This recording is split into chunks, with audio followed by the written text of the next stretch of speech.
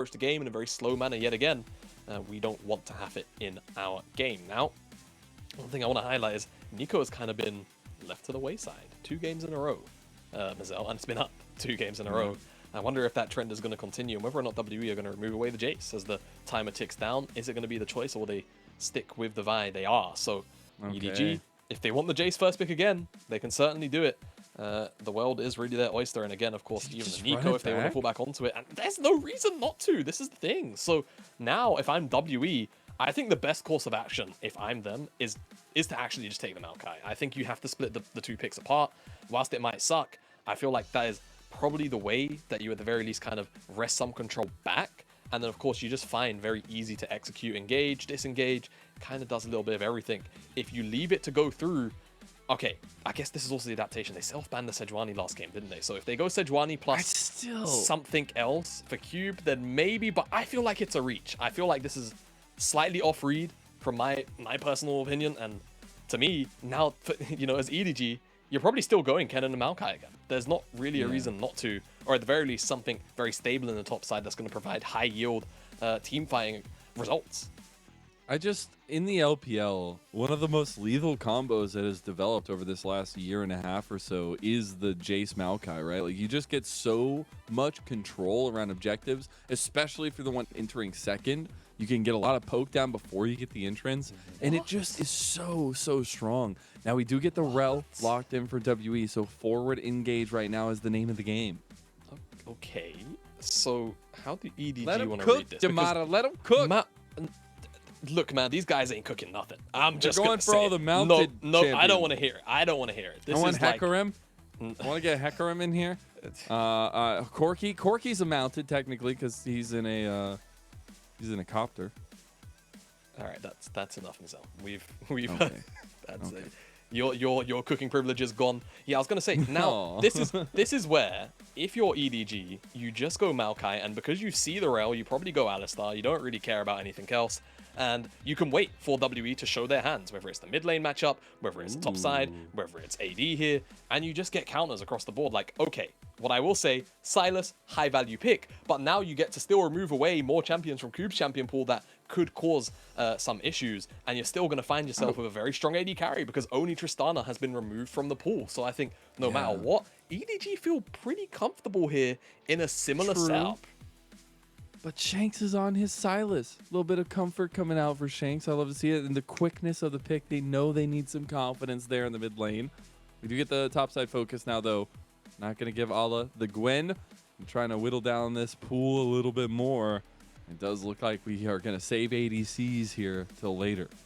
Yeah, I suspect that'll be the case. Now, obviously Sylas, like we mentioned, pretty high value pick, right? In terms of Alistar ult, Maokai ult, very strong ultimate. But WWE have to use these tools. Now, they definitely weren't afraid in game 1 to send some plays down to Uzi in the bottom side, but we need to see that same level of big pace down there. Otherwise, if they're not trying to kind of just play balls to the walls, then I'm afraid that I feel like for WE, they kind of run into a similar situation where they might just end up being outscaled. W throw out the respect ban over to the Ashe as the Varus are moved away. So just a lot of long-range AD carries being taken off the board for now. As EDG realistically can kind of do a lot of different things. I feel like there's no world we get Vayne, right? Like, just throw it, strike it out of my head right now, Jamada. There's no world. Okay, I don't want to cope. But just strike it out of my head, we can move on. There's no point and click CC right now on WE. And if Hope goes Kai'Sa, Vayne is considered an okay matchup 1-to-1 into it. So nah, there's no, I'm not even gonna give myself hope. I don't want to get your hopes up, but if Uzi felt like it, it wouldn't be the worst angle in the world! Let's freaking go, baby! Oh my god. I'm just saying 5-head Mazel right now. That's all I'm talking about. Oh my god. Oh all right, well, my god. I'm sorry to blow everybody's ears out of the sky, but my god. This does change the dynamic of how this game works. All of a sudden, EDG now also have this hyperscaling AD carry who's going to feel really impossible to murder. I feel like if I'm WE, you have to go something ridiculous like that. You have to play Ornn, or you have to play like Malphite. You have to, or yes, Camille also. Go Camille. Go Camille. lock it down, press the R key on it, and make sure that it has nowhere to go. Otherwise, if you're WE, you have no reasonable way to ever, and I mean ever, kill off this Vayne in the late stages of the game, unless you missteps. We get an Aatrox out of Cube. Okay, so very, very old school counter into the Xi'an. It has to be played through though. We've seen throughout the entire series so far that WE have kind of refused to give Cube the resources. Game 1, he took things into his own hands. Game 2, things kind of fell out of control very quickly. If you're drafting something like Aatrox, I just need to see you play towards it. But if you play towards it, you give Uzi the space to scale. Yeah, so I still feel like their hands are kind of tied. And for EDG, if they can make it to the mid game here with 2 items very comfortably, not that far behind, this is going to be a game where I feel like EDG are going to be able to flex their muscles a bit in the hands check department for sure. Oh, it's going to be a great culmination here. What a way to end our day, as WE are going to be up against it. It is momentum in the favor of EDG. It is an Uzi who is feeling alive, feeling well day and night, grinding it out, figuring that this is his moment. He was already dancing all over them in game number 2 on the Ashe. They banded away. He brings out his signature Vayne, but he has to make it work. It is still about the 2v2. It is still about what Hope brings to Team WE, and it's not just his namesake, it's his mechanical skill. WE are backs against the wall. They are potentially getting reverse swept at a best of 3, but this is where all the fight matters, where some home crowd advantage might just give you that energy. As we're gonna hear those Dios ring, let's hear it for game 3 between WE and EDG.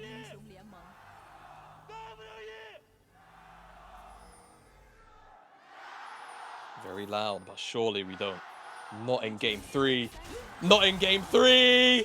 Level 1, let's go. The double, the triple. It's the sweet spots for Cube. It's making the difference right now. Mako falls, and it's absolute chaos. Oh, God. Uzi with blood as well. He's looking for the Vayne kills here, and it's actually Ala that gets one back. They want more here. Uzi stepping forward. He's got the movement speed towards low health targets, but it's still Hope who backs them off of the wall. It is blood. It is chaos. It's everything we asked for, Tamada. Here It's in a game straight 3. up mosh pit in game number 3. Uzi walks away with 1 kill and an assist, and I think the other one went over to Ala. It did. Whilst on the opposite side for WE, it's Hope that also picks up a kill. So both AD carries returning back to lane with additional stats. Summoner spells, however, blown for Hope. No heal, no flash for Iwandi as well. EDG will certainly be tracking these things. I wouldn't even be surprised if JJ just looks for like 3 camps into bot straight away. Get this Vayne rolling. You want to get this thing ahead. It's effectively 5 very short range champions with no point and click CC. If these bits of CC connect, yes, you can try and chain CC it down, but you've got things like Mako and you've got JJ as well there to peel. So WE have to be on the money with taking down Uzi and ensuring that he falls far behind. As we get a replay in, it's very common that you see things like this occur, right? Rel over the wall on the W. But the crucial thing here actually is that for some reason Arlo was channeling Q to try and interrupt the knockback, so he doesn't actually have it ready for all of the rest of the members for WE when they come in.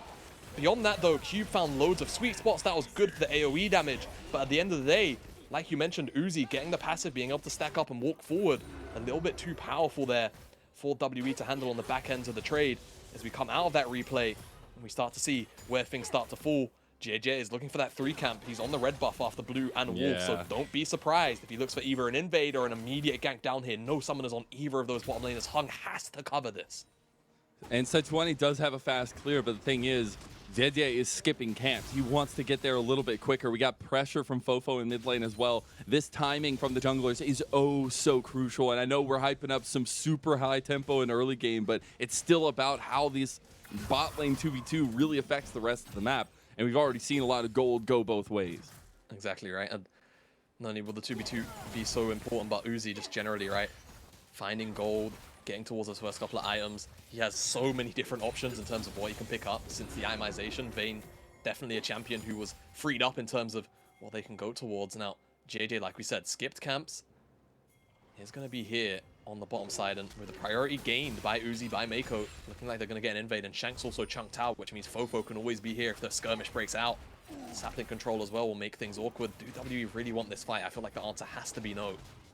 And they will just cede their blue buff, and JJ will steal that one away. So small win here on the first clear for JJ, and Hung has to find something. Mako goes in. Hung is right here, though. Yeah, Mako, dodging out, though, from Iwandi. Here comes the crash down. Hung trying to get Mako here. He does. Uzi, the next target, doesn't really have much backup there besides JJ. Able to pull WE off of it. Iwandi was getting low, but this should be a push in from WE with Hung's help.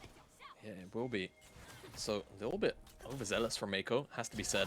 Feel like he anticipated JJ would be down here quicker, and he just wasn't. He was still on the Skull Crab, right? So a little bit of miscommunication between some of the members of EDG, but it won't be the end of the world, as Uzi actually has minion dematerializer as well in his rooms. I wonder what the thought process is behind that one. If it kind of gives him some damage break points on minions, perhaps, as that cannon went into the ether. D-Man did not get that. That's a cheeky -1, but either way, actually, funny we say that. I don't know if it's on live side. I'm pretty sure it is. Not seeing the runes there, Uzi. Very well timed. As long as it doesn't have a sponsor. As long as it doesn't have a sponsor, it typically ends up on the English live side. So, yeah, interesting rune choice there for sure. He's used them all now, so see exactly what that does for him. We see the Uzi vein, and that will be an intense focus as the game goes on, but I do want to check in on the rest of the map, right? We do get an a la Xi'an, which first and foremost has been something he's been able to bring out, but in response, Cube was able to kind of get this Aatrox going. And that matchup will be very intense for later on when we get to the big team fights around the objectives that have been so crucial for both sides. Yeah, definitely will be. Aatrox, definitely not a champion we've seen in the meta for a little while. I feel like it's been, you know, sometime from the middle of last year, perhaps, since we last really saw Aatrox be in any kind of position of power, and he still kind of does very similar things. His items have been, you know, changed quite drastically. That's one thing we should definitely track with Cube, whether he's going towards the Gore Drinker, the Eclipse. You know, there are definitely still those very similar options, but the items definitely changed in some of the stats that they give. And it kind of also just depends on what Cube's role is in this game, what he feels like it's going to be, right? Eclipse for more burst damage. Fofo should be fine. The threat is always there, of course, between Sejuani and Silas, but if he's that far away, he's always going to be alright. So yeah, Cube definitely going to be a big factor in terms of that mid-game bridge, right, for Hope. Specifically, so is Shanks, and so is Hung as a duo as well. They need to be on the money. So far, it's definitely been a little bit back and forth as finally a fight breaks out. Does indeed the Nature's Grasp from Shanks there, as well as a nice fight back from Fofo. A big, crucial carry from Game 2 as well. And we'll run into the sapling, make it a little bit worse for the trade. But you have full movement from WE around this first dragon. Yeah, WE here right now. And JJ was chunked out, just considering the idea, especially with the bottom side priority they did have. But we'll just be straight away from for now. Summoner spells a backup for WE on the bottom side of the map, and that's definitely a big deal in terms of, you know, stability for this bottom side, as Mako was definitely looking for an angle, but the rally up, I can't remember what the E's called for Rel, but that little bit of burst of movement speed just keeps them away from the combo. So I'm actually looking right now, sorry, because I was wanting to see that WE position so much around the dragon if they went for that early, but the problem is now you just have to get this kind of push back in the bot lane that has led to a movement from Ala coming down here, and EDG full focusing on these early objectives. Yeah, really interesting that Ala's come down here. It's not the first time in this series that he's done it on the first dragon, and we'll either look to ult back to the top side once he knows that this dragon is secured, or teleport to the wave. I feel like that's going to be the case here, so he doesn't miss too much. Maybe he holds on to it. He's going to hold on to it? I'd be very surprised. Maybe he catches the mid wave. No, he's going to ult up now. I'm not going to lie. If I was Shanks, I would have blocked that just for the funnies, but we'll just path up. And it's a cannon wave too, so he's not really going to miss that much. It's tanking the aggro now, so definitely a very solid roam just to cover from Ala. And even though Cube gets a couple of plates, what's up? I just got the most like awesome thought in my mind. I wish Shanks stole that ulti and then also drove up towards the top side, and then we just have like Fast and Furious happening on the rift. I need that in my life, please. I need somebody. If it's Shanks, you gotta do it. It's gonna happen. I need a race once this game. All right, they're gonna have a race. But they need to be parallel. They'd be racing next to each other, not at each other. That's just a crash. Just watching two trains go at it, go head to head. I want to see a race. I can respect that myself. I like races too. Ooh, we got a race towards this Rift Herald though, as Hung is starting it up. Alla a bit worse for wear from Cube's trade in the top side. Uzi's rocking up, and we got a 5-on-5 brewing here, Jamada. Yeah, we do, but when Hope and Iwandi get back, they're the ones that have spent some of their gold. Hung is getting this lower and lower. It's a bit awkward. Here's an engagement. There it is. Shanks uses it right in, but he gets taken out immediately by Fofo. You got the Prey Seeker coming in. Hope needs to join, needs to get in there, needs to do something. He is the hope of WE, but he can't do it because Uzi has shown up, and he gets a kill. Uzi, he's going for it. Another one goes down. No. That's 2, making maybe 3. No, Fofo gets that one, and the carries from EDG are alive and well, and Hope will no longer be that for WE as 2 kills go to both Uzi and Fofo. It's a monster fight for EDG, and 2 kills go into Fofo and Uzi's back pocket. It very well could have been a quadra kill in the extended for Uzi, but Fofo picks up a couple of kill credits for himself, wants the hard work that he puts in to actually pay out. And WE, I don't actually know, the Herald just died, right? Like, no one picked it up as far as I'm aware. Not sure who got the kill credit. We'll probably get a replay of that fight for confirmation, but... You see what I see? What do you see? Oh. I see a static shiv of Vayne. We're going back. We're going back to the days of old static shiv. No, it's new static shiv, and it's a little bit scary. We'll get back to that conversation after this replay. Yeah, we will. So, first important thing to track, who gets the Herald? Shanks dies immediately because he is not tanky enough to stand in the middle of 3 members like this, and whilst Cube does his best to get some damage into JJ, he flashes away. Good re-engage here from Mako, and of course, good counter-engage too. Who gets it? So it's WE, but they just can't get to the eye without giving their life up. Iwandi tries, but it's just not enough, and Uzi finds Condemn into the flash over the wall. Mako then buys space as well as a double knock-up, and this just means that the rest of EDG can come and collapse on top of this, as the extended trade also results in Hope's death too, and a very, I can't tell if happy or sad fan in the crowd. I mean, every time you're seeing Uzi flash over the wall on Vayne specifically, I feel like it's going to be a joyous occasion. We also do have those first item spikes that we're kind of mentioning, and that is a nice tempo advantage for EDG, as well as Uzi having a lot of wave clear on the Vayne that typically is a little bit harder to come by. And the Dust Blade, a lot of poke from Fofo. We do have about a minute and a half till the next dragon. Push should come through the bot lane for EDG. We also got the Demonic actually completed for JJ. So we'll get that nice little poke damage coming through from the comp of EDG next to the objective. Yeah, just looking to diversify the damage pool of EDG, right? We saw it, I think, in, was it either our first series, which is the second series of the day, where Maokai went full AP because he was the sole AP threat. So we'll see whether or not JJ starts to dip into more, you know, team fight based items as opposed to straight up AP. Things that kind of are a little more supportive, whether or not that will be the case. So for now, I think it's time to focus on this dragon. Spawns up 50 seconds time. Ocean will be the second for EDG if they can get it.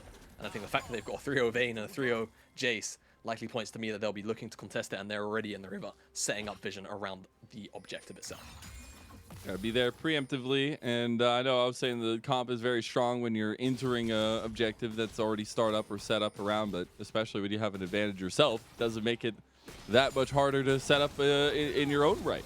And now JJ hovering over this, putting saplings everywhere, making it so difficult for WE to move forward, but they decide they want to anyways. Shanks coming over the side, can't really find the distance, but Hung trying to follow up onto Mako. He is slowing him down so much, maybe they just decide the Unbreakable does come through, and Mako goes right back in. Here comes Uzi. He's on the flank, but he won't be spotted just yet. There he goes. He gets engaged on, tries to use the cleanse. He is taking them out, though. They're all trying to take him out. Hope wants him, but can't get him. You cannot touch Uzi Eye, and EDG will dominate yet another fight, and that's a dragon as well. This game's over, isn't it? I think Uzi 404 untouchable in these team fights. It was over when Uzi locked in Vayne. And I think you're right. I think it was just over when Uzi locked in Vayne. It's such a powerful pick in this position. And WE just did not have enough time to respond to it. But it felt like they set him up perfectly, didn't they? For it. All 3 melees, 4 melees effectively with the Kai'Sa locked in. A good lane matchup on top of that. And they've just not been able to do much about it. And once these skirmishes have unfolded in front of Uzi's eyes, he has had nothing but steel inside of them. And I think even though Mako getting run down, Sapling slows 3 members, the turnaround from the Maokai, even though this knockup only hits on to the 1 member inside of Shanks, it then opens up for Uzi to just have very free reign. Immediately you see the front line of VDG put themselves up as a wall in front of Uzi, and whilst he almost gets burst down, it's nowhere near enough, and he picks up more kills to the benefit of himself, and WE fall further and further behind. WE's home field advantage in their home arena far from helping them this time around. Feels like EDG have taken over the crowd and also taken over this series. They had a bit of a roughie in game number 1. They did not close out a gigantic lead that they had. An 11,000 gold swing for WE to come out in advantage, but it's been 2 back-to-back games from EDG that make you think this team is domineering a lot of these victories when they have the style of aggression that works well for them. Absolutely. That's when they feel like they're at their best. Going forward, EDG, it was when they looked the most fun in spring as well, so exciting to see that they are willing. Oh my god. That was a lot of damage from Fofo. And yeah, I mean, that's just going to get worse, Mazel. And the aggression is going to be dogpiled on top of moments like that where Poke comes through. So I just don't know where WE find any kind of reprieve with this compositional difference too, right? Like, yeah. The big issue is, if you find an engage on basically the other damage dealer, which is Fofo, that means that that's time not spent murdering Uzi. So I feel like, why did you even go from here? Like, your chances are maybe try and like create pockets of fog, hope you catch Uzi in rotation, like ever, but how often will that happen? Hope's flash is gone. Good ultimate from Arla, and now that should just be WE forced off this Herald. Cube is trying his best to chase down Uzi here, but it's just not going to happen. Can't do it. Yeah. And Rift Herald goes to EDG. Love the WE's movement, a little bit of presence there, but you still gotta know where the taxes are being paid, and it's the fact that Uzi and Fofo both have an insane amount of gold. We're getting very close to second items for them, and we also just got that first turret for Uzi in the side lane. Now another one for EDG in the mid lane. More structure gold going over, and this is going to be more suffocation, right? Maokai J still in the game, even if Uzi's here, and we can talk about how much we are excited to see this signature pick. Jace and Maokai are going to take over the map very, very quickly if there's mid lane priority to be had. And that's actually part of the power of why I don't mind Shiv here on the Vayne, right? Vayne does lack a lot of wave clear, but you pick up the Shiv here, all of a sudden, you're ahead of curve too. Shiv is just going to clear the wave and kill it. And that will secure that mid lane priority to dip into those sides of the map. So everything kind of just works together very nicely, all the way from Uzi's itemization even. So WE, again, options start to become limited. That's a very awkward dash from Cube, but at the end of the day, it's not going to matter. Tower goes down to the top side. And again, where do you even play if you're WE? Dude, it's still just crazy to be like, what year are we in that we get an Uzi Vayne with a Alistair laning partner? Now he's looking to try to chase down Cube, give him a little bit of that medicine that Cube was trying to give him earlier, and does easily chase him down as the hunter from Uzi is gigantic. This Vayne pick has absolutely upended this series. It has. It has. And you saw the angle, Mazel. I've got to credit you for it. And as soon as you said it, I knew it was coming as well. It just the stars aligned too perfectly. It just felt right, man. Three as soon melee as I saw that champions. Alistair lock in. 3 melee champions, you have Alistar on your side, then the Kai'Sa gets locked in, and you're like, well, that's an old school counter to the Kai'Sa is the Vayne. And Uzi saw the same angle that we did. And I think no matter where WE go at this point, as Uzi recalls and I think has enough gold for the Triforce, it's just going to be a little too much for them to handle. There it is. It is. 2 items now, and if you kill Fofo, fantastic. Now you've got a 2-item Vayne to deal with. If you kill off Uzi, and that's a somehow, then you're probably going to get murdered by Fofo. So 15 seconds rather left on the respawn of this dragon. Herald's in the mid lane. WE being pulled apart on the map here. There's only 5 people on the bottom side.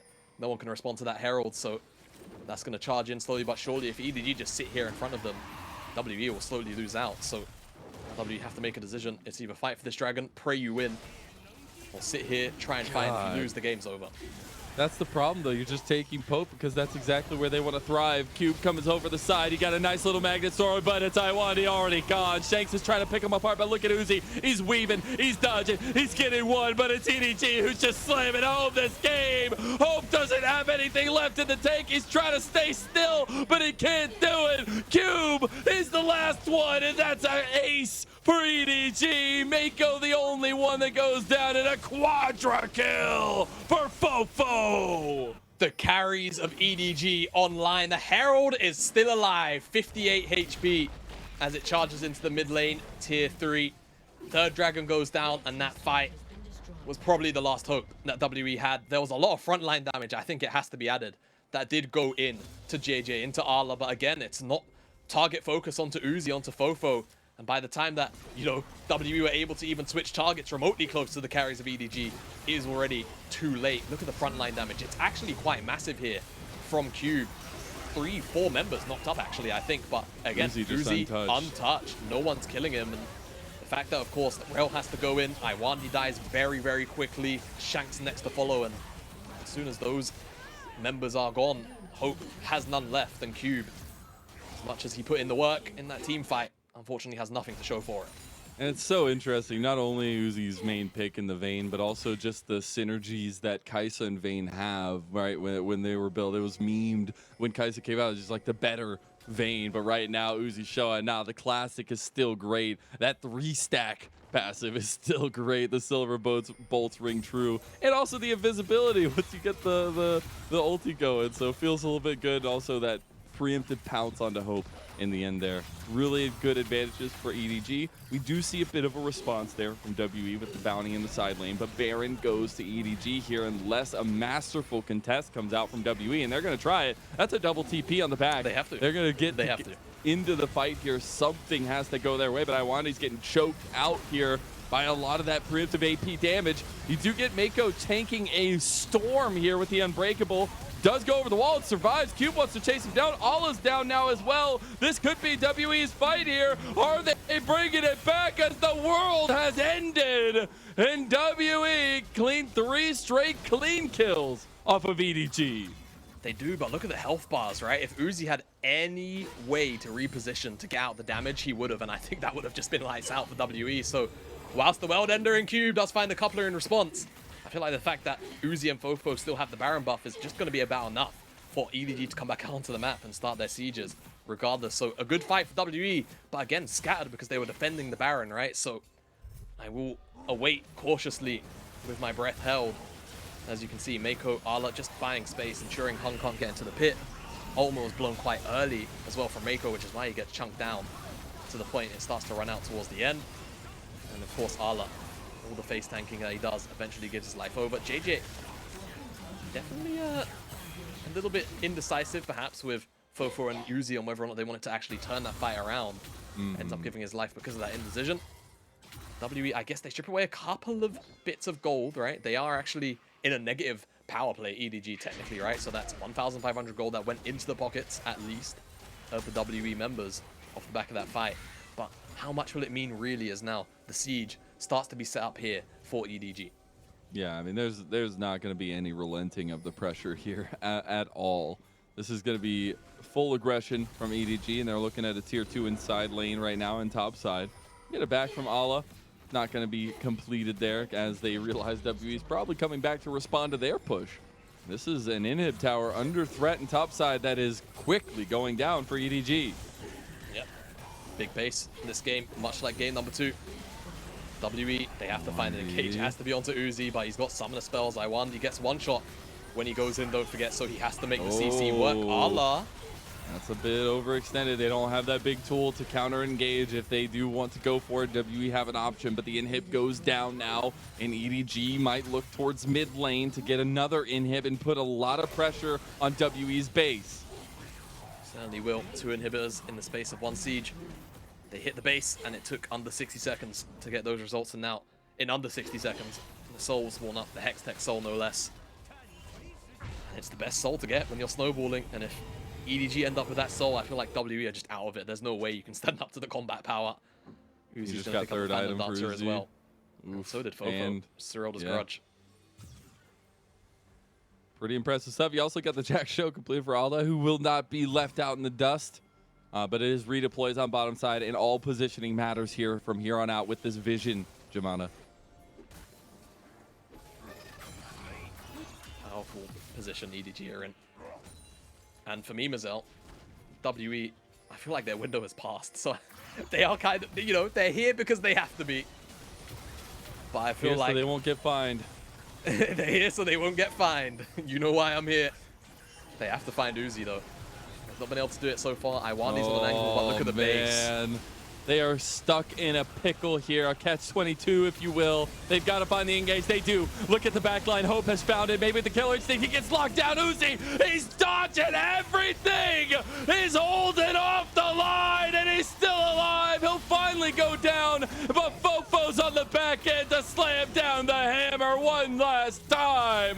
TP into the base, and that's signaling the end of this series for EDG. They will triumphantly destroy WE in back-to-back-to-back games. Yes, I said 3 because they should have won game 1, and they will holistically handle Team WE off into the night.